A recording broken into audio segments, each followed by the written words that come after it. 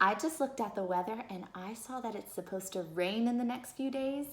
And that made me thinking, oh my goodness, there's gonna be so many worms outside afterwards.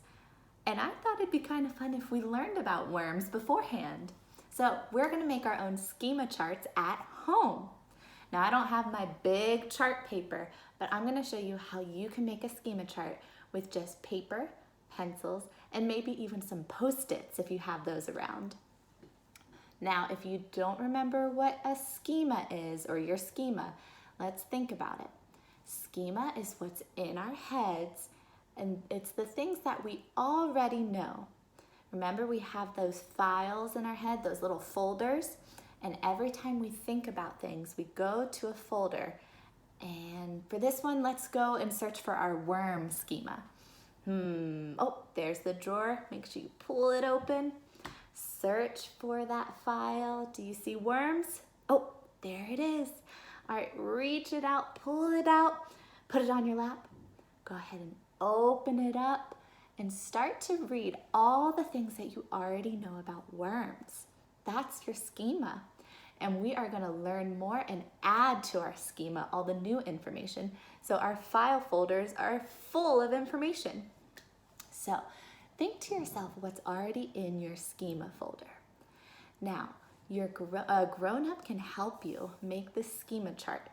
It needs a title and a fun picture, but most importantly, it needs 3 sections: our schema, our questions, and our new learning. Let me show you what I did.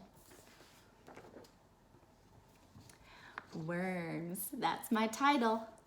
Remember, I have an uppercase letter to start it off. Now, I do a fun little picture of a worm, and I have a section for our schema. That's where we're gonna put all the things that we already know about worms. I have an area for my questions, things that I don't know and really want to find out. And new learning. That's when we go back to our schema chart after we've read all the information and we put new information at the bottom. So that's my schema chart. I also have some colorful Post-its, but let's think about what's in our schema charts already. Or in our schemas. Let's see.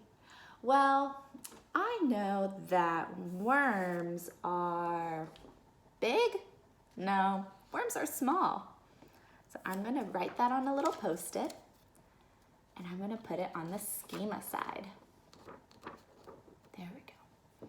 What else do I already know about worms? Oh, they're rainbow colors. Wait, no they're not.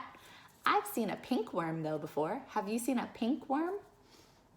They are pink. Oops. There we go. Let's see. Have I seen a worm fly? No, they live in the ground. So I know that already. I'm going to put that on the schema side. Now it's time to think of our questions. What do I want to know? Questions aren't things that I already know and aren't just things that I want to say. They are things that I want to find out. I want to know what worms eat. I wonder if they eat hot dogs. Let's see. So this says what do they eat? There we go. My next question, you probably already saw, is how do they eat? I don't think I've ever seen a worm smile at me, so I wonder how they eat, if they have any mouths or anything. You know what? Speaking of which, I don't think I've seen any eyeballs on a worm. Do they even have eyes? That's my next question. So I have my schema, all the things I already know. I have my questions, and now it's my chance to learn about worms. Now, I read a book called Worms, and I'm gonna post it in this video so you can go and listen to the story or read it yourself. When you're all done, you can come back and put all the new things you learned at the very bottom. For my kindergartners, I have our research writing paper that you can use also. This is helpful if you want to do your schema chart and this, or you can just focus on this. It's up to you. I'll link this in the bottom of this video. Remember to put your topic at the very top. It's going to be worms.